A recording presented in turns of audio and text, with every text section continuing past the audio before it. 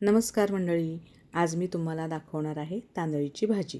एकदम कमी साहित्यात झटपट आणि तेवढीच पौष्टिक आणि चविष्ट अशी ही भाजी बनून तयार होते.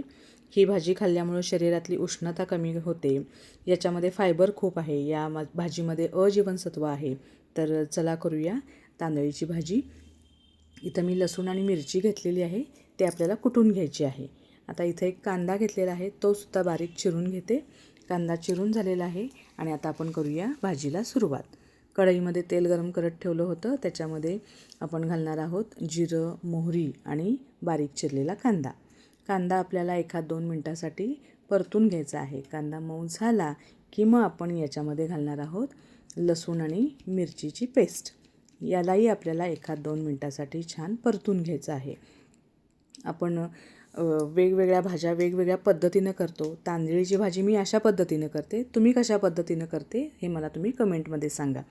तर याच्यामध्ये मी थोडीशी हळद घातलेली आहे आणि निवडून धुवून चिरलेली ही भाजी मी याच्यामध्ये घालून परतून घेते. मस्तपैकी आपल्याला हे वरखाली व्यवस्थित करून घ्यायची आहे. ती फोडणी सगळी या भाजीला लागली पाहिजे आणि आपण याला काढणार आहोत 5 मिनटासाठी बारीक गॅसवर पहिली वाफ. 5 मिनटं झाल्यानंतर आपण ही भाजी नीट परतून घ्यायची आहे आणि याच्यामध्ये चवीनुसार मीठ घालून घ्यायचं आहे. तुम्हाला हवं तर तुम्ही याच्यामध्ये शेंगदाण्याचं कूटसुद्धा घालू शकता, पण मी इथं त्याचा काय वापर केलेला नाही. आता आणखी एक आपण वाफ काढून घेऊया. 2 वाफा काढून घेतल्या 5-5 मिनटासाठी बारीक गॅसवर की इथं आपली भाजी ही तयार होते.